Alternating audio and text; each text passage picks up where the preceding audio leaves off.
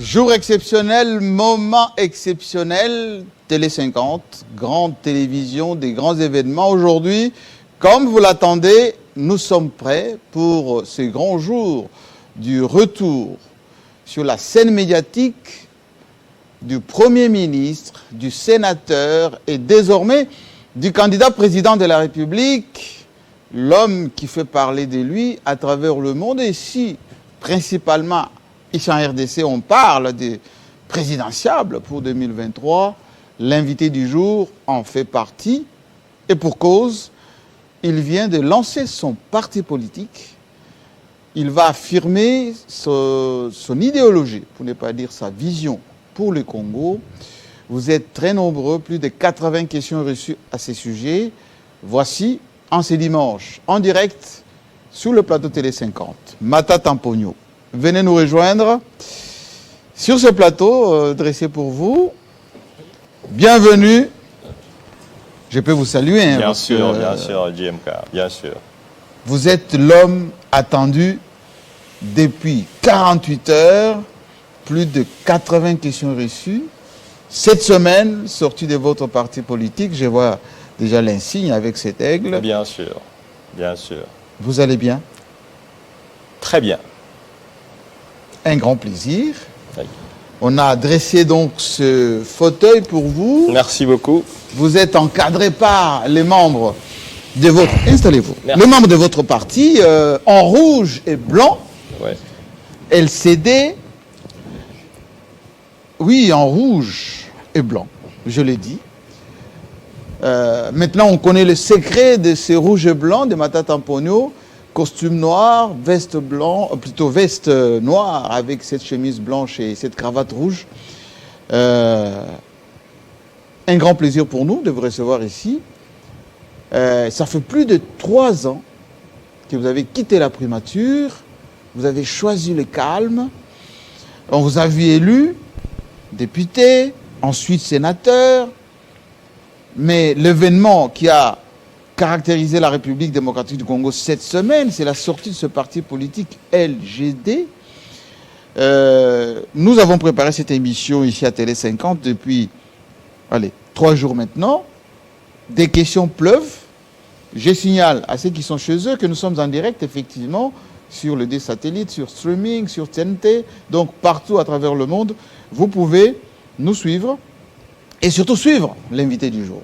Alors, je vous remercie d'abord, parce que ce n'est pas tous les jours qu'on a Matata Mponyo à Télé 50. Tout à l'heure, on fera connaissance avec vous, à travers le travail qui est fait ici sur votre portrait. Mais une question me taraude. Quand on cite le nom Matata Mponyo, vous, à titre personnel, ça résonne quoi? Bon, écoutez, Matata Mponyo Mapon, aujourd'hui, est une marque déposée parce que on a travaillé sur le contenu de ce nom pendant de longues années. Ce nom à partir duquel une certaine idéologie est sortie. On parle aujourd'hui du matatisme. C'est dire qu'il y a une idée à l'intérieur. Il y a une philosophie à l'intérieur.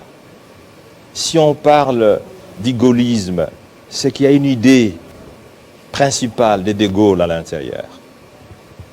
Si on parle du kabylisme, c'est qu'il y a une idée à l'intérieur. Si on parle du tshisekédisme, c'est qu'il y a une idée à l'intérieur. À l'intérieur du matatisme, parce que vous avez posé la question, il y a la rigueur là-dedans, dans la gestion notamment des finances publiques. Il y a la bonne gouvernance. Il y a un leadership de qualité. Voilà, Jean-Marie Kassamba, ce qu'on peut dire du matatisme. Il y a d'autres qui vont très loin pour d'autres métaphysiques. Voyez-vous, pas de matatisme, mais du maponisme. Il y a même un professeur d'université qui écrit sur le maponisme. Maponisme. Oui. Laissez-moi permettre à ceux qui nous suivent à travers le monde de prendre connaissance avec votre portrait, parce que de ces fils des Lumbu Lumbu qui devient aujourd'hui candidat président de la République, tout un chemin parcouru. J'ai énormément de questions. Et la première qui serait posée juste après votre portrait, c'est de savoir ce calme que vous avez pris. Pourtant, vous êtes quelqu'un qui vous exprimait tellement avec des mots justes qu'on s'était dit, est-ce que c'est une discipline personnelle? Est-ce que c'est une punition qu'il s'est donnée lui-même? Est-ce qu'il était sous contrainte? Voici le travail que nous avons fait sur vous pour savoir un tout petit peu qu'est-ce qui se cache derrière la cravate rouge, les lunettes, ces côtés sobres, mais qui fait peur. Adulé par certains, notamment ceux qui aiment l'excellence, mais critiqué par ceux qui ne veulent pas, effectivement, une certaine rigueur. On vous a attribué tout. Enfin, on va le savoir. Regardez cet écran et regardez-vous.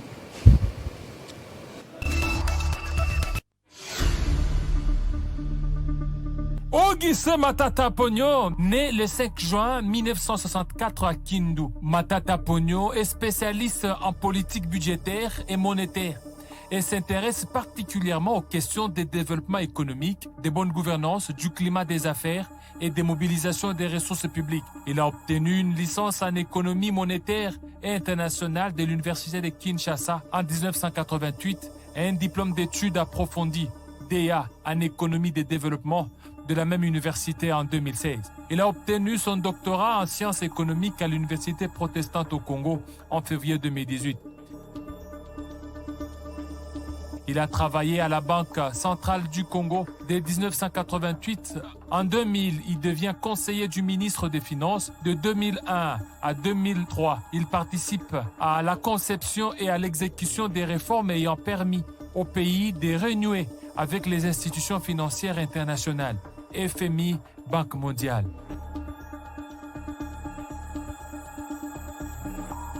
Par la suite, de 2003 à 2010, il devient directeur général du Bureau central de coordination BCECO, où il coordonne avec succès les financements des bailleurs des fonds destinés à la reconstruction de la République démocratique du Congo. Le 19 février 2010, il fit son entrée au gouvernement comme ministre des Finances et le 18 avril 2012, il est nommé Premier ministre jusqu'au 20 décembre 2016. En tant que ministre des Finances de la République démocratique du Congo, il a pu stabiliser l'économie congolaise dont les principaux équilibres étaient rompus pendant plus de 5 années. Il a pu mener à terme la première revue du programme économique du gouvernement congolais avec le FMI, ce qui a permis à la RDC d'atteindre le point d'achèvement en juin 2010 et d'obtenir l'effacement de plus ou moins 10 milliards de dollars de sa dette extérieure. Il a piloté plusieurs réformes importantes, dont certaines ont abouti à des lois, notamment un nouveau code de douane, la loi sur les finances publiques, le nouveau code des marchés publics, la taxe sur la valeur ajoutée. Il a lancé en 2010 un programme innovant de mobilisation et de rajeunissement de l'administration des finances au travers d'un programme de recrutement et ce placement de jeunes universitaires congolais, recrutés sur base extrêmement compétitive.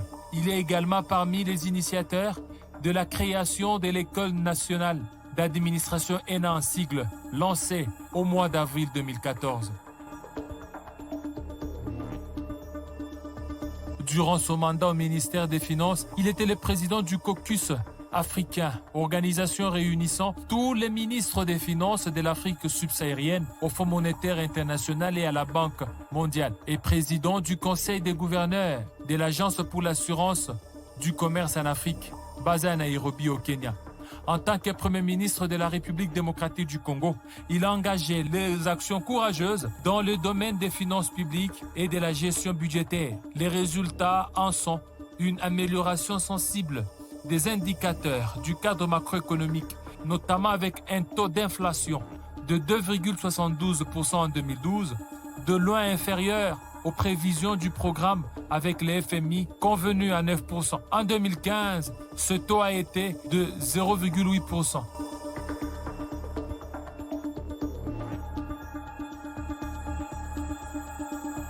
La RDC a affiché entre 2012 et 2015 les résultats économiques impressionnants, avec un taux de croissance de près de 7% en moyenne depuis 2010, contre une moyenne de 3,5%.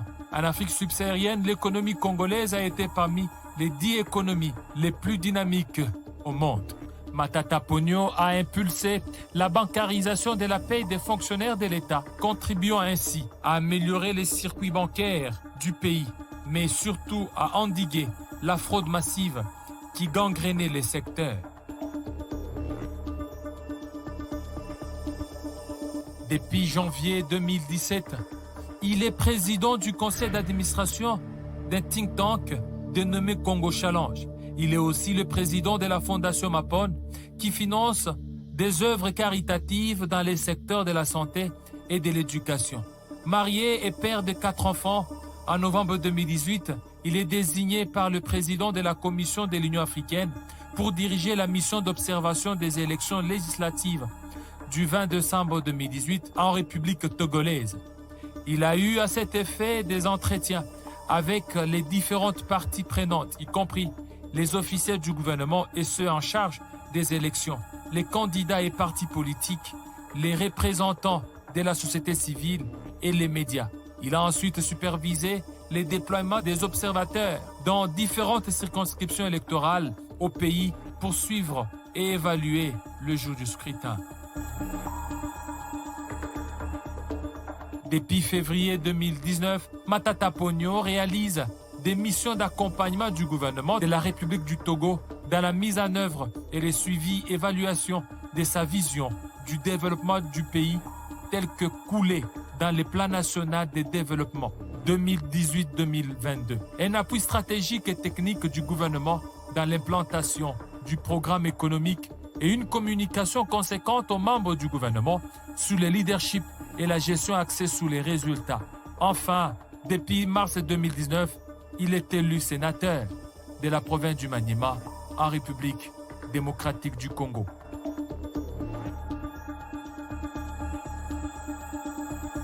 Le 3 mai, Matata Ponyo est désigné président du nouveau parti Leadership et Gouvernance pour le développement, candidat président aux élections de 2023.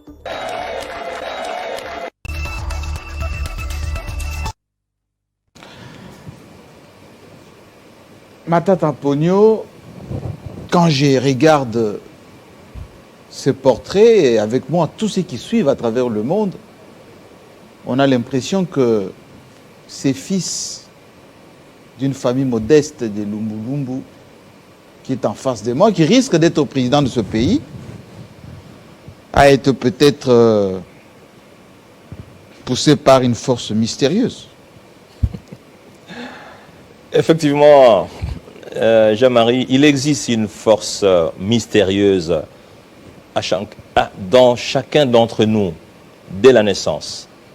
C'est le potentiel de leadership que Dieu place en chacun d'entre nous à sa naissance. Quitte à celui qui veut de l'exploiter au maximum, de les rentabiliser et de produire des résultats.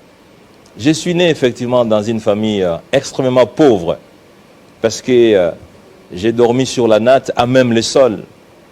J'ai dormi dans une maison en briques d'aube, une maison en paille et une maison sans eau, sans électricité. Mais j'ai eu l'éducation des parents insistant sur le travail dur, la recherche de l'excellence, la recherche de la perfection, la discipline, la rigueur. Voilà, Jean-Marie Kassamba, le pouvoir mystique auquel vous avez fait référence. Je sais que vous le connaissez. Il n'y a rien de plus mystérieux que le travail dur, que le sacrifice, que la discipline. C'est cela, les vertus essentielles qui font que les nations sont plus fortes que les autres. On va en parler certainement. Mais depuis que vous avez quitté la primature, il y a 3 ans, remise de prise avec Sami Badibanga, d'aucuns s'attendaient à faire un bilan de votre passage, tout ce qu'on a vu comme réalisation, on en parlera certainement. D'aucuns pensaient que vous allez attaquer les systèmes, attaquer le PPRD, où vous étiez, parce que vous étiez élu candidat indépendant, mais vous êtes resté calme, presque absent, invisible, jusqu'à ce qu'on vous a vu, député, puis sénateur, ni tété les attaques, on n'a pas dit les poursuites judiciaires. Personne n'entendrait Matata dire mot. Qu'est-ce qui s'est passé? Bon, je pense que le silence, c'est aussi une qualité. Le silence, c'est aussi une vertu. On peut parler aussi par le silence, Jean-Marie. Et parfois, le silence est plus éloquent que les brouhahas. Je pense qu'il était important de prêcher par la sagesse, de laisser l'opportunité à ceux qui m'ont succédé à cette fonction, d'exercer avec beaucoup de liberté, beaucoup de concentration. Parce qu'en réalité, ce n'est pas ce qu'on dit qui compte, c'est ce qu'on fait qui compte. Vous pouvez trop parler sans contenu. Vous serez peut-être écouté dans les minutes qui suivent, mais dans la durée, vous ne serez jamais entendu, vous ne serez jamais compris.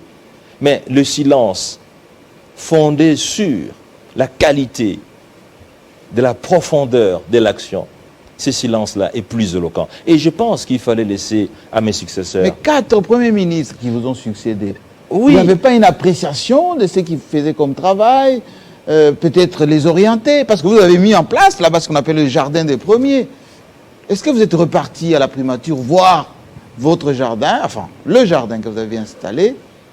Ce n'est pas mon jardin, on l'a baptisé le jardin des premiers. C'est-à-dire le jardin de tous les premiers ministres qui ont exercé avant moi et qui vont exercer après moi. Je pense, Jean-Marie Kassamba, qu'il était utile pour moi de laisser l'opportunité aux Congolais, aux experts nationaux et internationaux, de pouvoir apprécier et de pouvoir tirer les leçons du management, de la gestion, du leadership des uns et des autres. Et je crois que c'est par respect aussi à mes successeurs.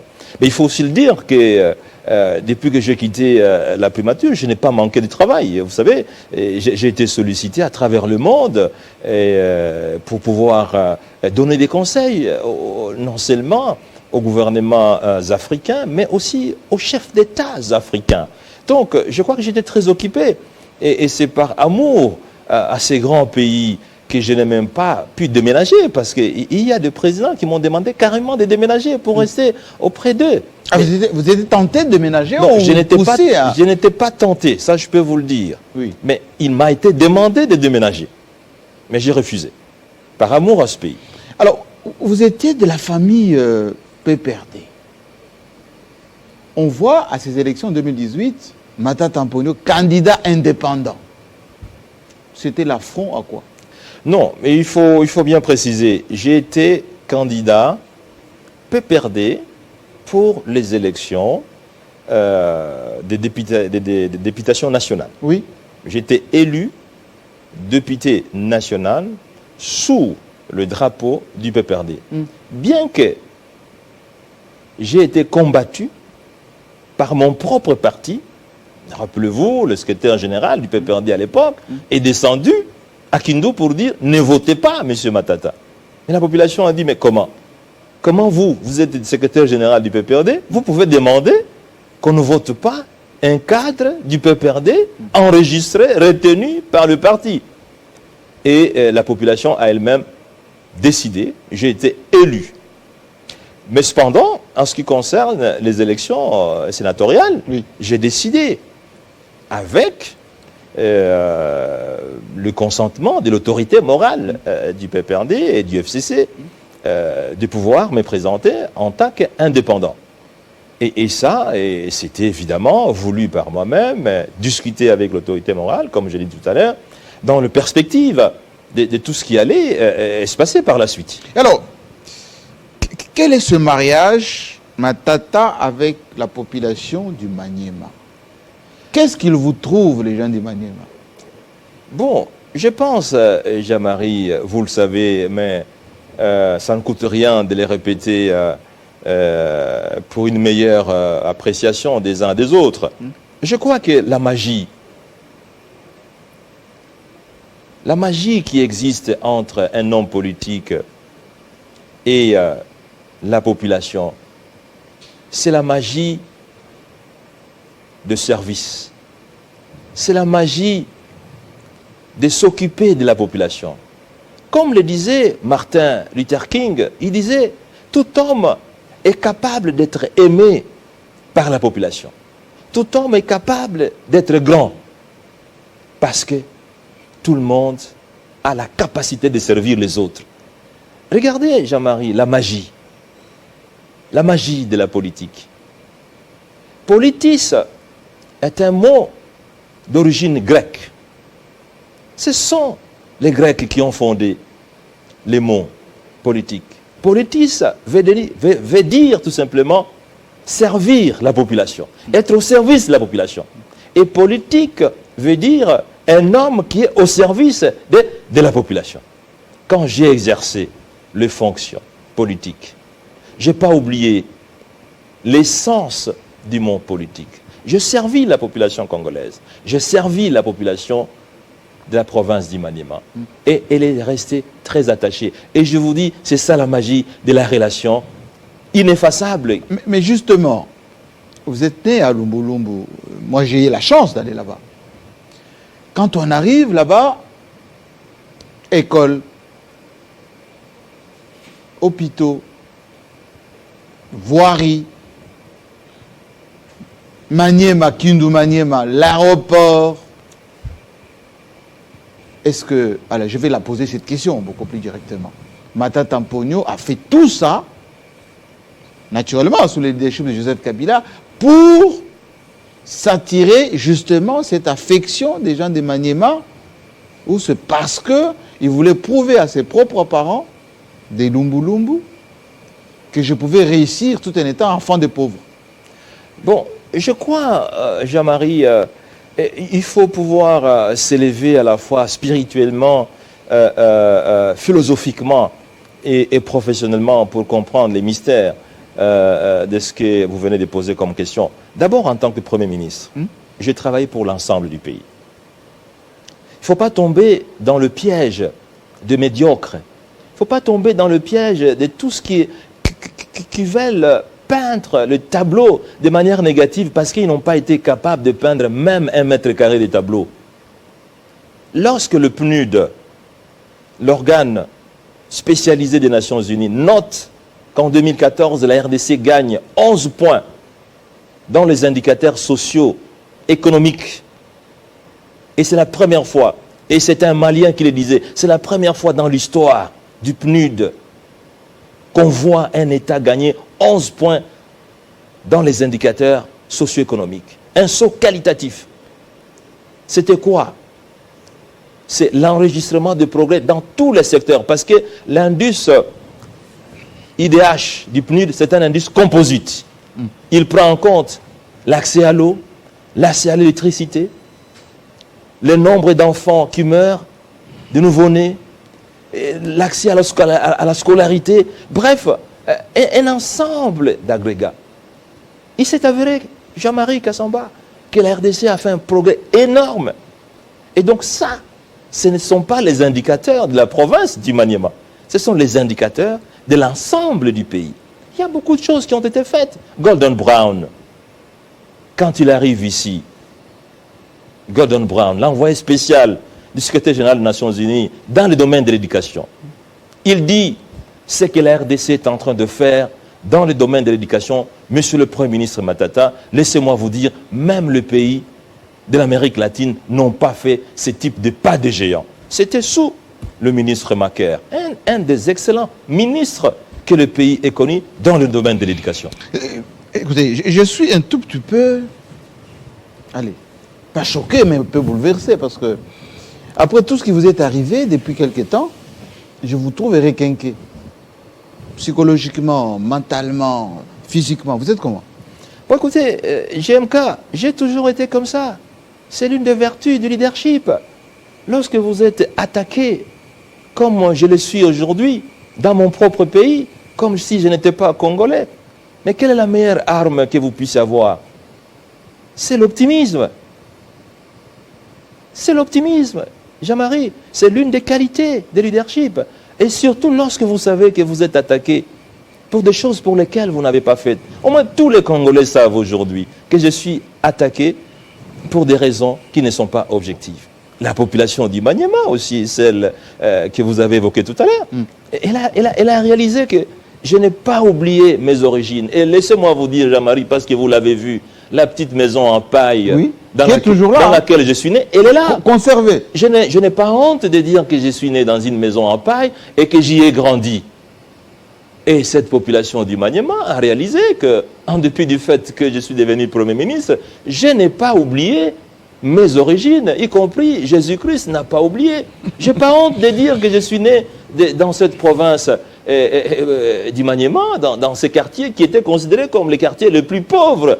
Et donc, ma force, Jean-Marie Kassamba, pour répondre à votre question, c'est que j'ai ma conscience tranquille. Et des millions de Congolais savent que je n'ai rien fait, mais que je suis combattu, je suis martyrisé. Pourquoi? Par ceux qui n'ont jamais voulu faire quelque chose pour ce pays. Ils veulent montrer à ceux qui n'ont rien fait que lui aussi n'a rien fait. Mais la population n'est pas dupe, Jean-Marie Kassamba. La population n'est pas dupe. Le mythisme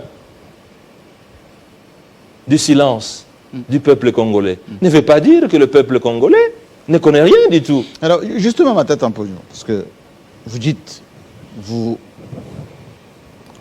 respectez, vous vous rappelez de vos origines. Le monde nous suit. Et moi, vous savez, je suis un peu taquin, je cherche, je suis un chercheur. J'ai fait une petite enquête là, juste sur ce plateau, pour savoir, mais qui entoure finalement Matata Mponyo? S'il est aussi respectueux de ses origines. Allez, à votre droite, je vois un monsieur, il n'a pas la chance de parler, mais moi je sais que j'ai fait mes petites recherches. Il est de l'Équateur, le monsieur à côté. Et à votre droite, il y a un monsieur, enfin, d'après mes recherches toujours, il serait secrétaire général de ce parti dont on parlera tout à l'heure. Il semble qu'il est du Kasaï. Ça, c'est les tableaux que vous voulez nous peindre, ou c'est la réalité de comment travaille Matata Mponyo depuis toujours? Tribaliste ou pas? Écoutez, Jean-Marie Kassamba, la meilleure tribu qui puisse exister au monde et à laquelle j'appartiens, c'est la compétence. Ah bon? C'est la compétence. C'est la meilleure tribu qui puisse exister. Je suis professeur d'économie. Je n'ai jamais lu dans un livre le résultat d'une recherche scientifique sérieuse qui indique que la tribu, la fraternité, l'amitié constituent un facteur du progrès pour une nation, même pour un individu.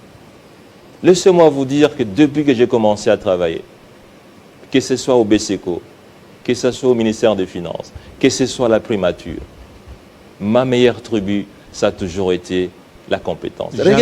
Jamais Manié Matekebo, jamais Ndokuyango, jamais... Ça n'existe pas, JMK, parce que lorsque Obama et McCain sont reçus par un pasteur aux États-Unis pour le premier mandat d'Obama, leur première rencontre de débat, c'est dans une église, autour d'un pasteur. La première question qu'il leur est posée, quel est le secret de ce que vous voulez imprimer comme politique économique? La réponse des deux, la recherche de la compétence. Si je suis ce que je suis aujourd'hui, Jean-Marie, c'est parce que je me suis fait entourer des gens compétents. Regardez, ma secrétaire, depuis plus de... Elle est d'où d'abord, la secrétaire? Elle est du Kasaï. Ah bon? Ma secrétaire est du Kasaï. Mon secrétaire particulier était de Bandundu. Mon chauffeur, il est du Congo central. Mon garde du corps, il est de Bandundu. Je n'ai personne du Maniema. Mais je peux vous dire que je suis satisfait de leurs prestations. Je suis satisfait de leur dédication. Et c'est cela, la magie. Bon, j'ai bien compris. J'ai bien compris, Matata Mpogno. Dites-moi d'abord, hein, les Congolais qui nous suivent, surtout beaucoup des jeunes, qu'est-ce que vous avez fait pour ce pays? Vous, de la Banque centrale, en passant par BCECO, Primature, quantifiez tout ça sur papier. Vous avez fait quoi? Ben, écoutez, Jean-Marie, John Kennedy disait, un homme précieux ne se pose jamais la question, qu'est-ce que le pays m'a donné? Il pose toujours la question, qu'est-ce que j'ai donné à mon pays? Oui. Dès la Banque centrale, je travaille dur à la Banque centrale. J'ai créé une méthode qui reste d'actualité jusqu'à aujourd'hui, les calculs de la masse monétaire par ses composantes. Et vous avez Matata Mpogno? Oui. Elle existe jusqu'à aujourd'hui. J'ai quitté la Banque centrale, je suis arrivé comme conseiller au ministère des Finances. J'ai inauguré les réunions trop matinales, 6h, 7h du matin, avec les responsables des régions. Je suis allé comme directeur général du BCECO. J'ai fait construire des écoles, des hôpitaux dans l'ensemble du pays. Je connais ce pays parce que j'ai été partout. L'histoire du BCECO remonte à ces années glorieuses de cette institution, qui a travaillé à la grande satisfaction des institutions comme la Banque mondiale, comme la Banque africaine de développement, comme l'Union européenne, qui ont mis leurs fonds, qui étaient gérés de manière transparente. Est-ce que vous prenez des pourcentages au passage? Jamais. Je peux même vous dire que, toujours pour faire face à ces détracteurs qui ont voulu démontrer que les fonds n'étaient pas bien gérés, la Banque mondiale a envoyé sa mission d'intégrité. Conclusion, gestion transparente et concluante. Ça, c'est la Banque mondiale. La Banque mondiale. Vous pouvez entrer dans le site internet, vous trouverez ce type de conclusion. J'ai été ministre des Finances, Jean-Marie Kassamba. Le point d'achèvement, il a fallu 5 mois de travail dur en 2010 pour obtenir ce qui n'a pas été obtenu pendant 7 ans. 5 mois nous ont permis. Quand je suis arrivé Premier ministre, vous le savez, je vous ai parlé tout à l'heure, on a gagné 11 points. On a été parmi les économies les plus dynamiques au monde. On a été parmi les 5 économies les plus réformatrices au monde. Mais on dit aussi la conjoncture vous a aidé. Nullement. Je vais vous donner un exemple. Il y avait le boom minier. Loin de là. Il y avait la paix retrouvée. Mais dites-moi aujourd'hui, quel est le cours du cuivre? Le cours du cuivre est à un niveau plus élevé que celui que nous avons enregistré. Quel est le taux de croissance? Nous avons fait un taux de croissance moyen de 7,7, Jean-Marie, alors que l'Afrique subsaharienne tout entière était au niveau de 3,5. Quel est le taux de croissance aujourd'hui? Les modèles économétriques les plus sophistiqués ont été utilisés pour savoir si ce n'était pas l'embellie des cours.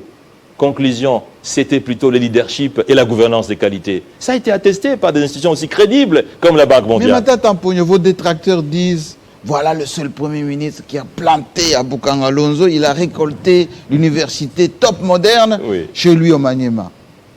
Ça vous affecte ça? Ça ne peut pas m'affecter, Jean-Marie, parce que ce sont des maîtres chanteurs de tous ces détracteurs.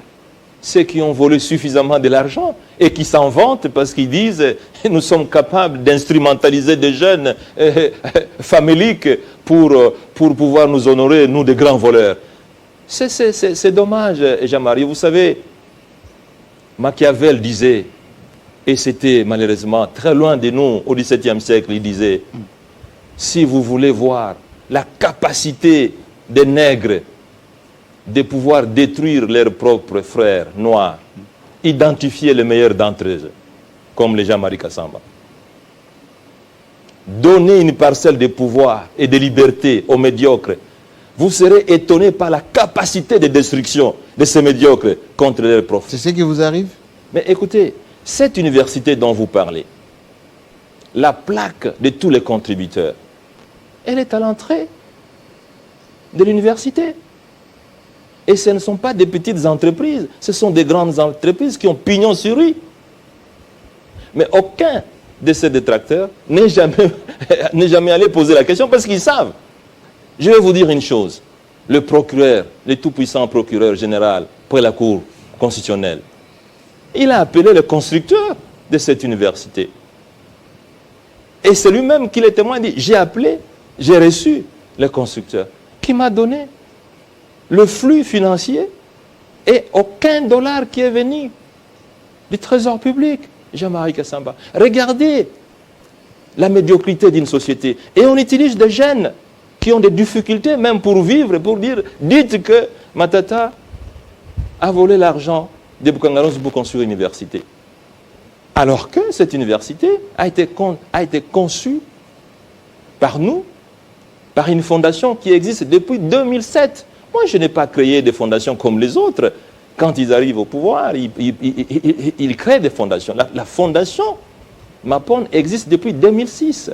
2007, je n'étais pas. Alors, ministre. Matata Pogno, les jeunes vous suivent en ce moment.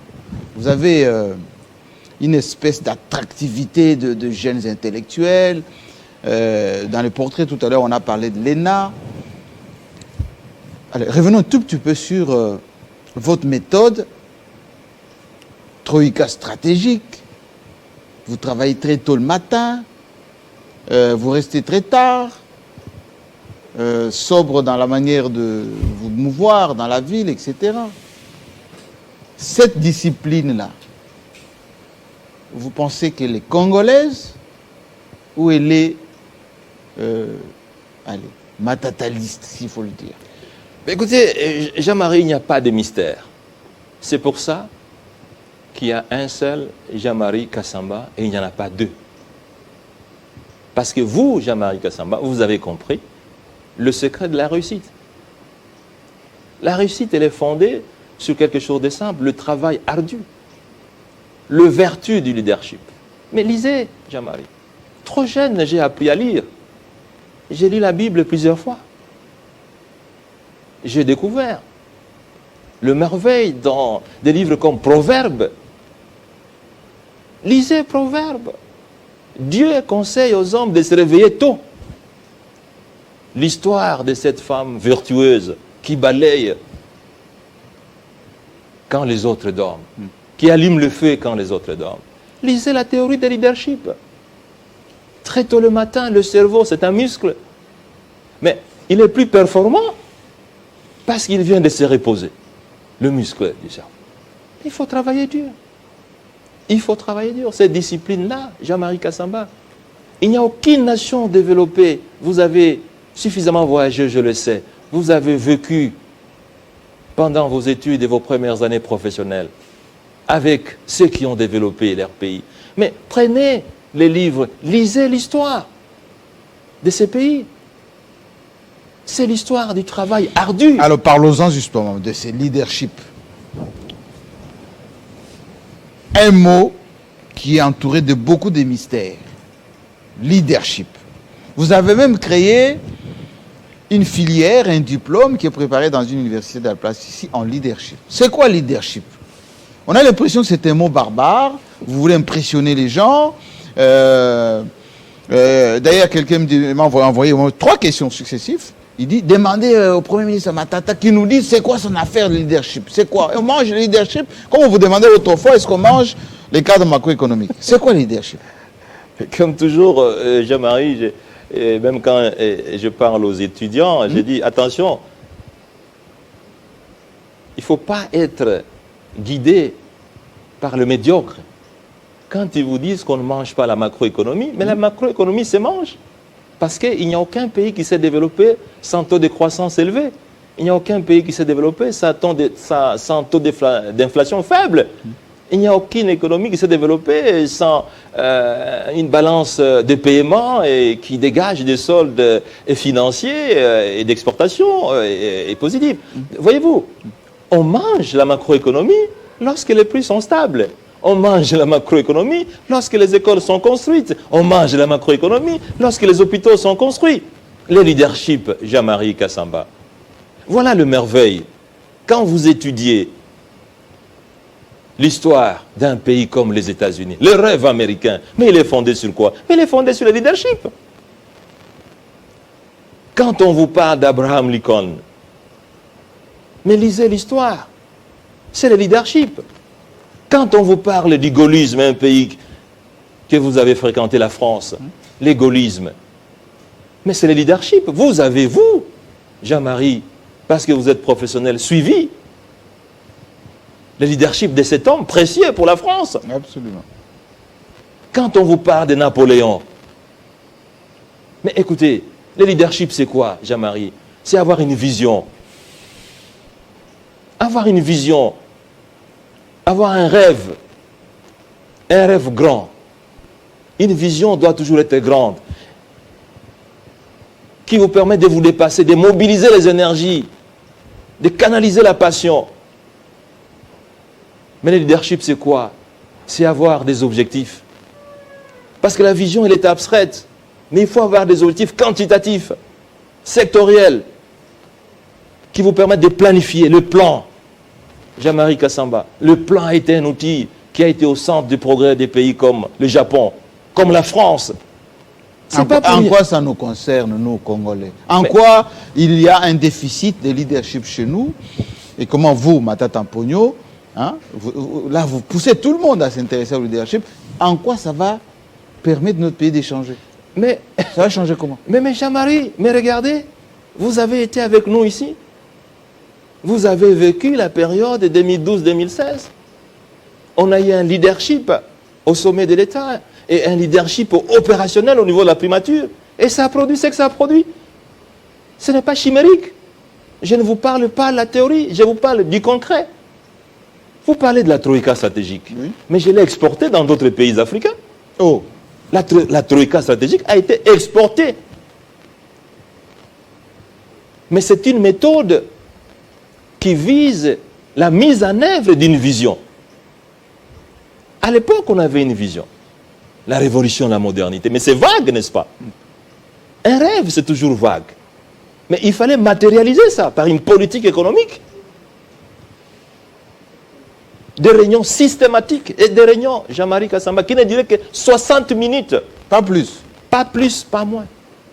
Et en aucun jour, cette réunion a commencé avec 6 minutes, ou bien 6 heures, 1 minute, ou 7 heures, 1 minute. Jamais. Et elle ne se terminait jamais avec 7 heures, 1 minute, ou 8 heures, 1 minute. C'était pas de l'arrogance, là, de Matata Mpogno? Il n'y avait jamais de l'arrogance. Qui voulait que les ministres soient à l'heure. Et je me rappelle, d'ailleurs, un des ministres était énervé. Oui. Vous l'avez renvoyé à quelques minutes seulement de ces troïkas. C'était les 2 premières réunions et tout le monde s'est rangé. Jean-Marie, en 1960, la Corée du Sud, que vous avez certainement déjà visité, absolument, était au même niveau que la RDC. Au même niveau. Je n'exagère en rien. Vous savez ce que c'est? Le secret, c'est le leadership. Mais lisez, vous allez voir.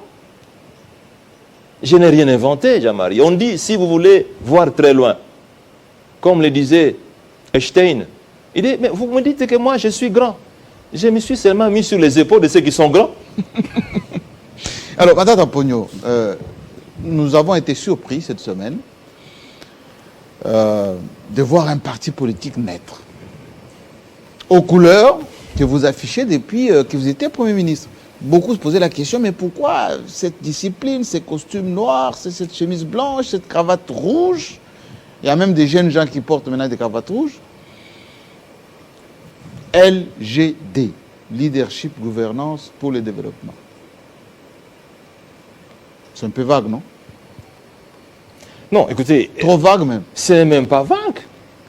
C'est pour ça qu'on dit un parti de plus, un parti de trop. Non. Sincèrement, je dois vous dire, ça n'a jamais été mes habitudes de verser dans la routine de verser dans le général. Non. La création de ce parti, LGD, répond à une demande. Laquelle? À une demande. D'avoir un Qui parti. a demandé un parti politique de plus? Il y a une demande populaire. Jean-Marie Kassamba, vous le savez très bien, mais je suis obligé de vous le dire, parce que vous le savez. Oui. Et le peuple congolais a besoin d'un parti politique qui ne fonctionne pas comme une ONG à but lucratif. Le peuple congolais a besoin d'une offre politique. Comme je vous l'ai dit, politis, ça veut dire être au service des autres. Quand le parti politique Jean-Marie Kassamba s'est créé, c'est la Grande-Bretagne. Vers le début des années du 19e siècle, le parti politique, c'est une forme de syndicat au profit de la majorité. Ce n'est pas au profit de soi-même. LGD veut répondre à cette préoccupation. Voilà pourquoi il y a un engouement à l'adhésion de ce parti. Il y a un engouement inimaginable. Ben, ils viennent chercher les millions que Matata a mis de Il n'y a côté. pas de millions. Passez au parti, vous allez voir. Ce sont les idées. Nous partageons les idées. Nous partageons les convictions. Nous partageons les rêves. Le rêve des grands de ce monde, des grands de ce pays. Jean-Marie Kassamba, ce pays est un don de Dieu, qui a tout, qui ne mérite pas d'être traité comme c'est le cas aujourd'hui. Un vice-président se réveille le matin et dit « Les Congolais sont des danseurs, les Congolais sont des jouisseurs ». Mais écoutez, Ça, c'est les Kenyans qui a dit ça. il est grand temps. C'est un peuple fier. Les Congolais, c'est un peuple fier de lui-même. Vous allez vous y prendre comment? Mais écoutez, par le travail, nous sommes en train de fédérer. Nous sommes en train de fédérer des gens qui sont passionnés de ce pays. Il y a des jeunes qui sont disposés à pouvoir carrément tout laisser pour s'engager la tête et le pied et les mains dans cette aventure passionnante. Pour que dans les 30 ans, ce pays soit une économie émergente. Et c'est possible, parce que regardez, Lincoln de Singapour, un pays, île, qui est plus petit que la ville de Kinshasa, mais qui a plus de 300 milliards de dollars de réserves d'échange. Donc, il peut acheter la RDC plusieurs fois. La question, quand on pose à Lincoln Yu, qu'est-ce que vous allez faire? Qu'est-ce que vous avez fait? Il a dit, quand on me nomme les leaders de ce pays, je me pose une seule question.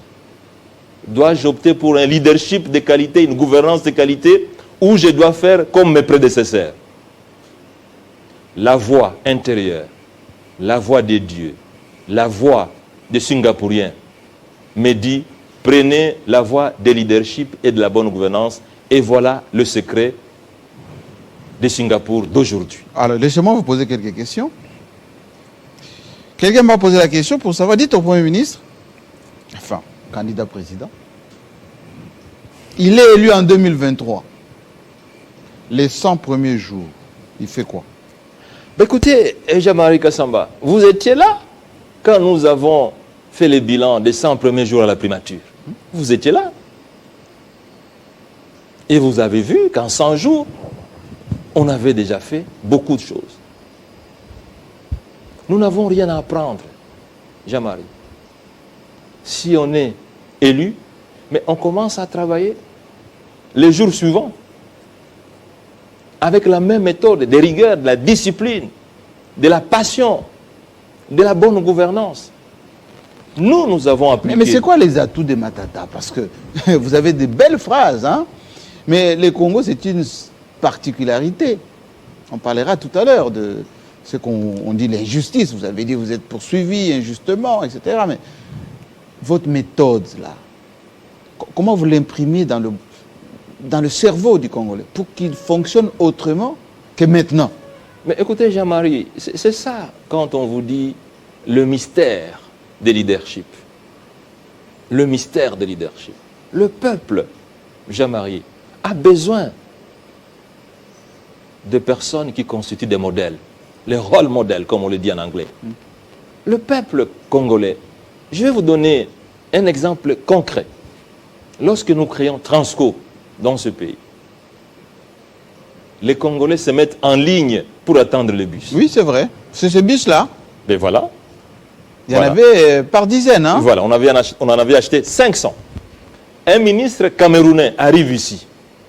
Il est surpris. Il pose la question au ministre des Transports de l'époque, Kalumba. Il dit, mais, monsieur le ministre, mais je suis étonné. Mais dans ce même pays, j'ai vu des gens qui n'attendaient jamais, qui se bousculaient, qui ne montaient pas les fenêtres et tout ça. Ils attendaient par quoi? Il y avait du mimétisme de Matata ou il y avait une discipline imprimée? Non, vous savez, c'est l'organisation. C'est l'organisation. Le leadership, Jean-Marie, c'est l'organisation, c'est la discipline. Comme le bus passait toutes les 5 minutes, toutes les 10 minutes, mais il n'y avait pas besoin de courir.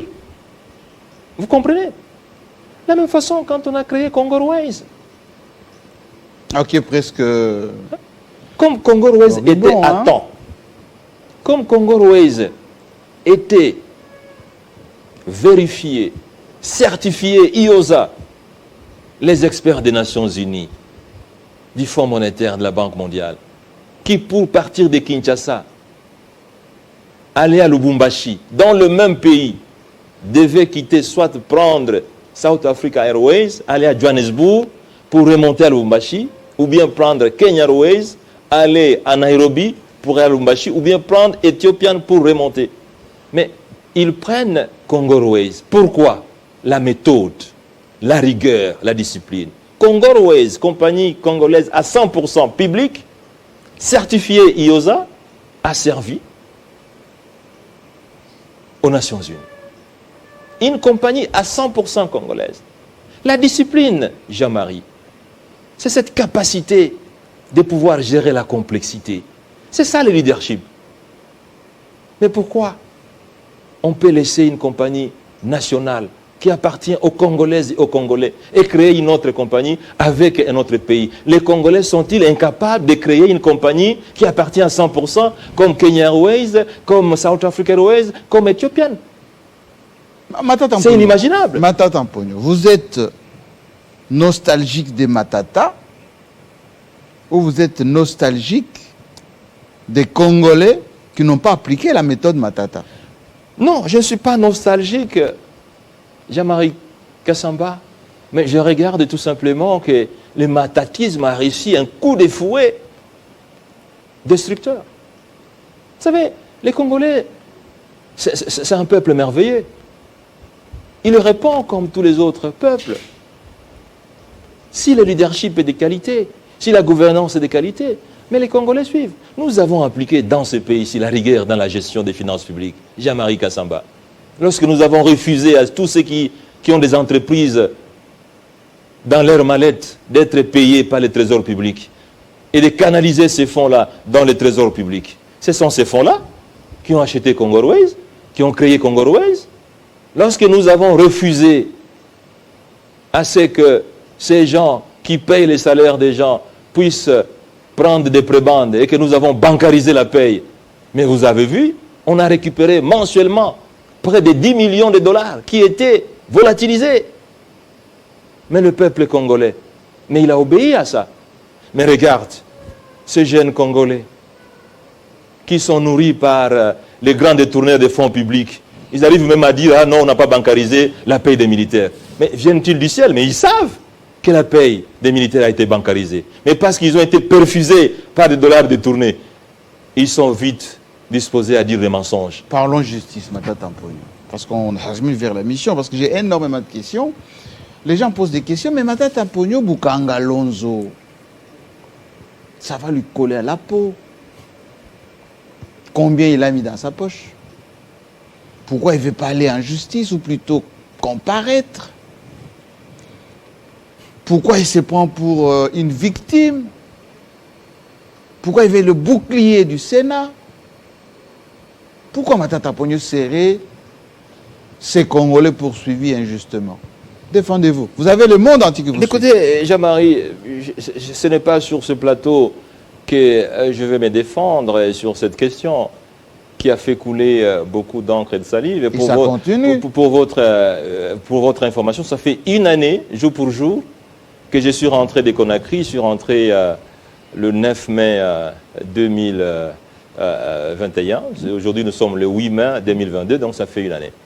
Si je devais fuir, si j'avais peur, je ne serais pas rentré, parce que j'étais à l'extérieur. Deuxièmement, je n'ai pas besoin de m'expliquer ici, parce que j'ai comparu. Je suis le premier ministre de ce pays qui a comparu devant des juges pour être jugé. Dans ce pays? Dans ce pays, la RDC, depuis l'indépendance. Je suis le premier. Mais je suis, et c'est ça la contradiction, le premier ministre qui a bien travaillé dans son pays, mais qui a été traîné devant la justice. Parce que les performances économiques les disent. Pour avoir bien travaillé. Pour avoir bien travaillé. Comme pour dire, le meilleur, comme le prédisait Machiavel, le meilleur seront maltraités, seront martyrisés. Mais là n'est pas le problème, Jean-Marie Kassamba. Mais écoutez, l'inspecteur général des finances dit dans son rapport que Matata n'a pris aucun dollar directement de la Banque centrale. Tout ce qu'il a détourné lui a été remis par l'entreprise sud-africaine African Commodities, gérée par M. Grobler. Dans le rapport du procureur général près la Cour constitutionnelle, il est dit aussi la même chose. M. Matata n'a pris aucun dollar du trésor public, c'est plutôt M. Grobler qui lui a retourné cet argent. Par surprise, alors que tout a été fait, et par l'inspection générale des finances, et par le parquet près la Cour constitutionnelle, que M. Grobler n'arrive pas à Kinshasa, coup de surprise, M. Grobler atterrit à Kinshasa. On lui pose la question. Avez-vous donné de l'argent à M. Matata? Si oui, combien? Il dit, écoutez, s'il y a 3 personnes sérieuses dans la gestion de la chose publique, dans votre pays que j'ai connu, M. Matata est parmi ces 3 personnes-là. 2, il dit, je n'ai jamais donné $1 à M. Matata, directement ou indirectement. Il a dit à la télévision, Jean-Marie Kassamba. Mais en principe, dans un pays sérieux, je devrais déjà recevoir des excuses à la fois du procureur général et de l'inspecteur général des finances, et même du gouvernement, vu le charge que j'ai occupé et vu le sacrifice que je fais pour réaliser les meilleures performances de notre pays depuis l'indépendance. Donc, je n'ai pas peur, parce que je n'ai pas pris $1 du trésor public, et je suis fier de le dire. Pourquoi vous faites peur alors? Je ne sais pas si je fais peur. Est-ce que quand on n'a pas détourné de l'argent du trésor public, cela doit-on faire? Doit-on faire peur? Non mais, si Matata Pogno, et là c'est une des questions, dérange pour 2023, est-ce que vous vous estimez tellement représentatif, avec une bonne base à travers le pays, que vous comptez déranger les challengers de 2023? Écoutez, Jean-Marie, cette question-là, c'est vous qui me la posez, mais c'est à la population de répondre, parce que moi, j'ai répondu à la demande de mon parti. Ben, on a vu dans la salle, hein, Voilà. ça scandait à tout va, Ben justement. dedans et à l'intérieur, enfin Ben à l'extérieur aussi. Mais justement, c'est le Congrès, après avoir examiné l'ensemble de la situation socio-économique du pays, qui a estimé qu'un de leurs membres pouvait postuler en 2023. Mais je remarque qu'aussitôt que ma candidature a été annoncée, aussitôt les instructions ont été données à la justice pour opérationnaliser les poursuites. Comme si c'était un péché d'être choisi comme candidat. Vous avez peur? C'est une image. Je n'ai pas peur, Jean-Marie Kassamba, parce que tout le monde le sait qu'il s'agit des poursuites plutôt politiques et judiciaires. Vous avez vu la lettre du procureur général près la Cour de cassation, qui malheureusement a été adressée au président de la République, parce que selon le principe sacro-saint de séparation des pouvoirs, oui, absolument, un procureur général près la Cour de cassation, la plus haute cour judiciaire qui puisse exister dans notre pays, parce que la Cour constitutionnelle, c'est une cour d'exception. Lorsqu'il a décidé que voilà, M. Matata ne peut pas être poursuivi. Ça, c'est le président de la Cour de cassation. Ça, c'est le procureur général près la Cour de cassation qui écrit au chef de l'État. Au chef de l'État. Ce qui est déjà une entorse. Parce qu'aussitôt qu'il a décidé, il devait me notifier. Mais pour me notifier, ils demandent l'autorisation d'une autre institution. Ce qui est dramatique. Est-ce que ces jeunes-là, qui avaient rempli cette salle, sont conscients et sensibilisés sur ces injustices-là vis-à-vis de Matata? Et ils sont conscients, Jean-Marie, je vous l'ai dit, il faut faire attention avec le mythisme de la population. Il faut faire attention. Pendant la Deuxième République, nous avons eu les grands tam-tams d'Afrique. L'Ozerté, la Voix du Zaïre. Il n'y avait pas d'Internet. Il n'y avait que 2 journaux. Salongo et Lima. Salongo et Lima. Et la population était matraquée par le mouboutisme. Vous connaissez la fin. Il y a en 1997. Ben voilà. Alors, et donc, il ne suffit pas de dire, la population que vous voyez là, les jeunes que vous voyez, qui se sont mobilisés sans avoir reçu même l'argent de transport, ils sont arrivés parce qu'ils croient à une idée, ils croient à un idéal, ils croient à un espoir, ils croient à un avenir. Cette population-là, la force, Jean-Marie, elle est écrasante. Un peu de diplomatie quand même, parce que vous avez vocation, si vous êtes élu, de quand même faire représenter ou plutôt faire respecter ce pays en Afrique et dans le monde.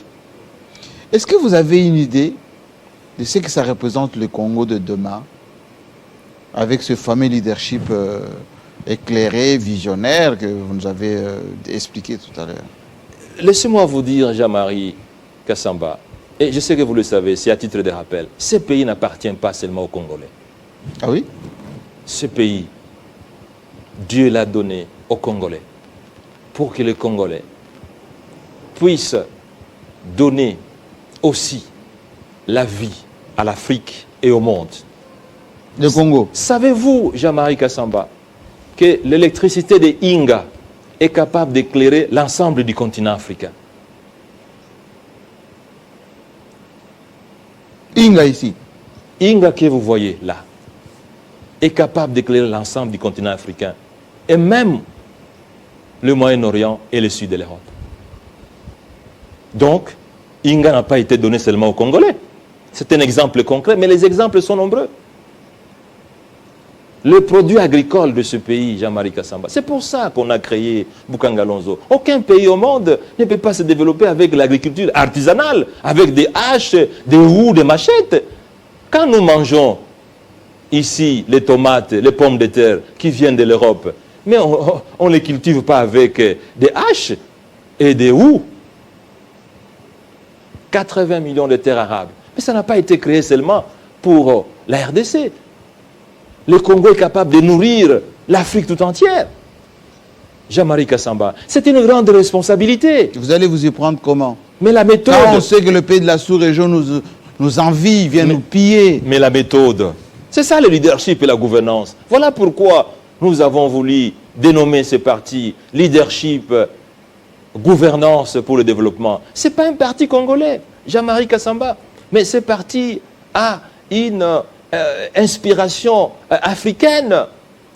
Voyez-vous? Parce qu'en effet, qu'est-ce qu'on peut conclure? On est sorti d'une colonisation politique où les Blancs exploitaient les Noirs, mais nous sommes tombés dans une colonisation économique où une minorité des Noirs exploite les Noirs à cause d'une malédiction de leadership et de gouvernance. Donc c'est un parti avec une inspiration africaine. Jean-Marie Kassamba, qu'est-ce qu'on va faire? Mais on va amener les Congolais, comme entre 2012 et 2016, à travailler dur. Comment on va se faire respecter? Mais justement, on a une armée qui a des difficultés, on a des frontières poreuses, on a des richesses qui sont pillées. Dans les 100 jours, Matata fait quoi? Mais dans les 100 jours, bonne gouvernance. Parce que vous savez, Jean-Marie Kassamba, quand on dit on lutte contre la corruption, mais ça ne se fait pas par la télévision, comme on le voit avec des pubs partout. Non, la lutte contre la corruption, elle est dans le concret. Quand vous fermez le robinet, comme on l'a fermé, mais ça ne demande pas 100 jours. Hein.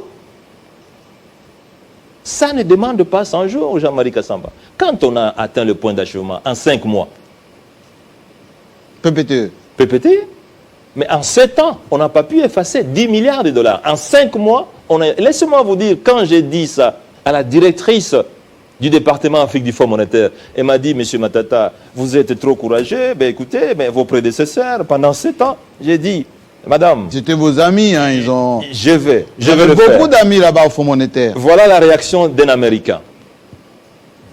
Là, c'était la réaction d'une Africaine. Je quitte son bureau, je vois le directeur général adjoint du Fonds monétaire. C'est un Américain. Je lui parle de la même façon, il dit, nous les Américains, nous aimons des gens comme vous. Ah bon? Mais je vous l'ai dit. Vous êtes comment?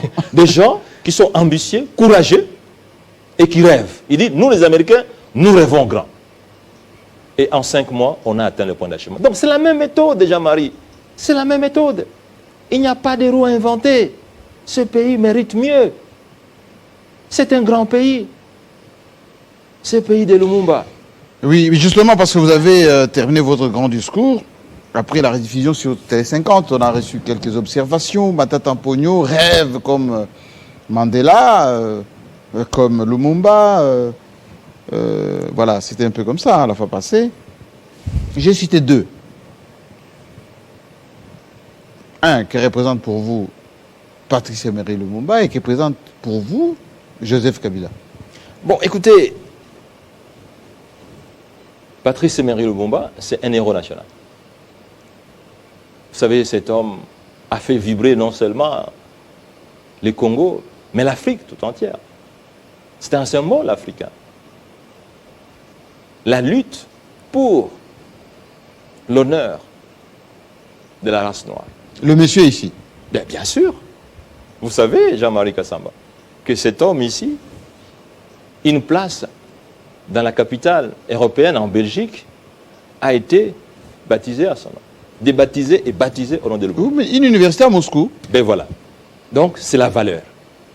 Un leader, c'est un esprit. Il peut mourir, mais l'esprit ne meurt jamais. Donc, on a beaucoup de respect et beaucoup d'honneur à cet homme qui n'est pas seulement congolais, qui n'est pas africain, c'est un patrimoine mondial. Joseph Kabila Kabange, vous l'avez vu, je l'ai cité lors de mon speech au Congrès. Oui. Ben oui, je l'ai cité. D'abord, par sentiment de gratitude, parce que, vous le savez, c'est lui qui m'a nommé ministre des Finances. Et quand j'ai été nommé ministre des Finances, je n'étais pas du PPRD parce que j'étais grand expert dans le domaine de la Banque mondiale. Le BCECO, c'était une structure apparentée à la Banque mondiale et donc on ne pouvait pas appartenir à un parti politique. Mais il était à la recherche de 15 hommes. Dont il parlait. Ah oui. Et Matata en faisait partie. Bon, écoutez, par la suite, j'ai su que... Maintenant, on le sait. Bon, voilà. Et donc, par gratitude. Et quand il m'a nommé Premier ministre, Jean-Marie Kassamba, pour rappel, je sais que vous le savez, je n'étais pas le secrétaire général du PPRD.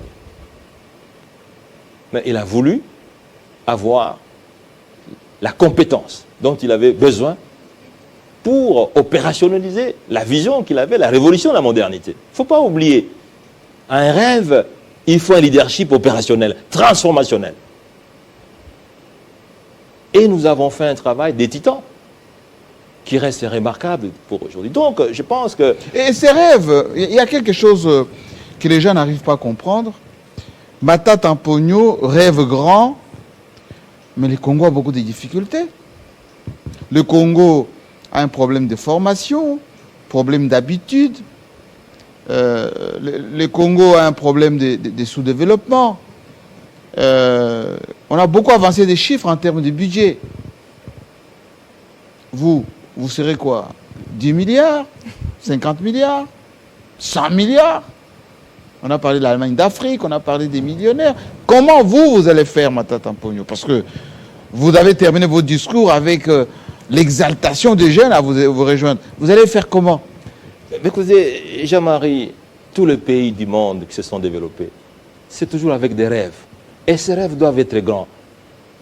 Tous les hommes qui ont réussi, j'imagine vous aussi, pour faire de Télé 50 aujourd'hui ce qu'elle est, vous avez rêvé grand.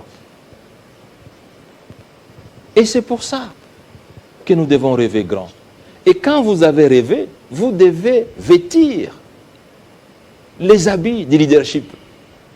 Quand on vous dit qu'il n'y a aucun leader qui a réussi sans discipline, mais écoutez, ce n'est pas de la théorie, Jean-Marie. Quand on arrive au bureau, comme je le fais, à 5 heures du matin, pendant 5 ans, et qu'on quitte à 20 heures, chaque jour pendant 5 ans, comment voulez-vous avoir la même productivité de travail que celui qui arrive à 11 heures et il part à 15 heures? On ne peut pas théoriser ça. Qui est-ce qui peut rejoindre ce parti? Non, mais écoutez, ce parti-là. tout le monde peut rejoindre les LGD.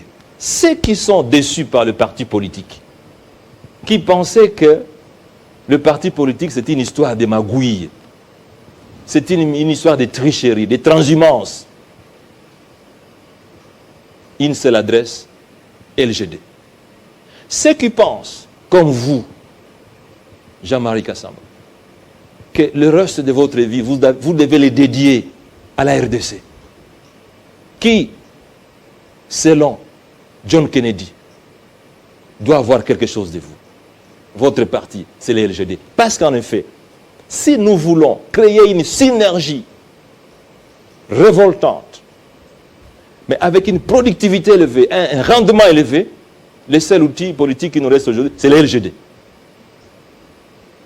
La jeunesse, celle qui rêve grand, celle qui a encore l'avenir devant elle, celle qui croit qu'elle peut vivre un jour dans un pays développé, avoir des universités comme on en trouve aujourd'hui à Singapour, en Ukraine, tout ça. LGD.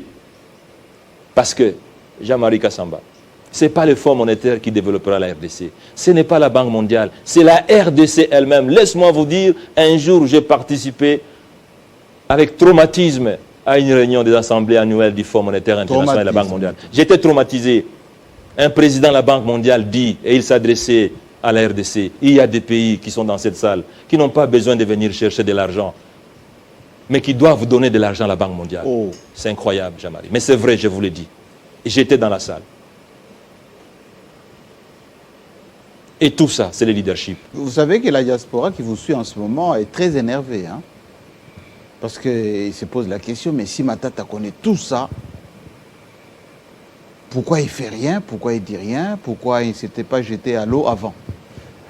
Bon, écoutez, chaque chose a son temps, Jean-Marie Kassamba. Chaque chose a son temps. Les voies de Dieu sont insondables et je suis profondément croyant. Je pense que le plus important, c'est de se dédier à son pays. Si ce n'était pas ça, je ne serais pas avec vous aujourd'hui ici parce que j'ai reçu des offres alléchantes, mais je me suis dit que la meilleure contribution qu'on peut amener à son pays, c'est ce qu'on a. Et c'est ce que j'essaie de faire. Docteur Matata Mponyo, professeur, est-ce qu'on peut être meilleur quand on est formé au Congo, comme vous, à 100%? Mais écoutez, je ne suis qu'un produit local. Je suis totalement un produit local, Jean-Marie Kassamba. Même si, quand j'étais Premier ministre, plusieurs fois, et à Washington, et à Londres, on me disait, vous avez étudié à l'ILB en Belgique, parce que bon, les meilleurs produits chez les Occidentaux, j'ai dit non, je leur ai dit que j'ai étudié en RD Congo. J'ai fait mon école primaire à Kindu. J'y allais avec des babouches. J'ai fait l'école secondaire à Bukavu. J'ai fait la première partie de mon université à l'université de Lubumbashi. J'ai fait ma deuxième partie de l'université à l'université de Kinshasa. J'ai fait ma thèse de doctorat à l'université protestante de Congo où j'enseigne. Donc je suis un produit totalement local. Alors, décrispons un tout petit peu pour nous quitter. Qu'est-ce qu'explique les côtés sveltes de Matata Mponyo? Il mange quoi? Il se distrait comment? On a l'impression que vous êtes tellement orthodoxe, un peu carré. On ne sait pas à quel moment il se détend, Matata Mponyo. Bon, je me suis permis. Hein, juste en lingala. Jean-Marie Kassamba, laissez-moi vous dire qu'il n'y a que 1% de la population mondiale qui constitue la famille de leadership. Donc, c'est une exception. 1% de la population. 1%. 1%. Ce sont des études scientifiques. Je ne raconte pas d'histoire. Et pour être leader, il faut être discipliné. Le premier investissement d'un leader, c'est d'abord dans la discipline personnelle. C'est ça le secret du leadership. Voilà pourquoi il y a 99% des non-leaders et 1% des leaders. Quand je suis nommé ministre des Finances, voilà l'origine de la cravate rouge. Oui. Je me pose la question à moi-même, que dois-je faire pour ne pas être comme les autres ministres des Finances qui m'ont précédé? J'ai dit, voilà, il faut être discipliné et ne pas détourner $1 du trésor public. Et voilà, c'est la cravate rouge qui devra vous rappeler chaque jour. Février 2010. C'est pas la franc-maçonnerie. Ce n'est pas la franc-maçonnerie. Mais vous savez, Jean-Marie... Parce que les gens confondent aussi mes chaussettes rouges avec ça. Moi, je sais, la meilleure franc-maçonnerie, c'est la discipline. C'est ça la meilleure. C'est la meilleure loge, la meilleure société mystique que l'homme puisse disposer. C'est la discipline. Et dans tous les sens. Vous savez, le cerveau peut vous donner le meilleur de vous. Il n'y a pas un cerveau pour les blancs, il n'y a pas un cerveau pour les noirs. C'est le même cerveau. La discipline. Mais regardez, Jean-Marie, les meilleurs pays du monde ont été dirigés par des hommes disciplinés. Les meilleurs athlètes, mais ce sont des gens extra-disciplinés. Les meilleures équipes de football sont menées par des joueurs disciplinés. Posez la question à Ronaldo. Merci, Matata Ampogno. Nous aussi, on est disciplinés. On va terminer l'émission par là. Voilà. Et je vous invite à vous lever. On se donne rendez-vous très prochainement. Parce que maintenant que vous êtes jetés à l'eau, nous allons regarder avec ceux qui nous suivent à travers le monde, vous posant cette question de confiance. Vous pensez avoir convaincu ceux qui ont attendu cette émission que vous êtes l'homme de la situation? Bon, écoutez, Jean-Marie, je pense, à mon avis, que je ne suis pas venu ici pour faire la campagne, loin de moi cette idée, mais je suis venu, à votre demande, expliquer le bien fondé de cette offre nouvelle, l'offre d'un parti politique qui est censé faire la révolution dans la famille des partis politiques. Un parti pas comme tous les autres, un parti tant voulu, tant recherché par la population congolaise. Un parti du changement, un parti du peuple, un parti du progrès, un parti de la prospérité, un parti du rétablissement de l'honneur, de la dignité des Congolais. Et donc, je pense, si c'est ça, la réponse à votre question, je crois avoir rendu le meilleure proposition qu'attendait la population. Merci beaucoup. Je vous invite à nous quitter. Merci beaucoup. Et je dois vous dire effectivement que ainsi va se dérouler ici la conviction de ceux qui veulent faire quelque chose pour notre pays. Matata Ampogno sera suivi de très près et moi, je vous tiendrai informé de la manière dont ça va se faire. À très bientôt.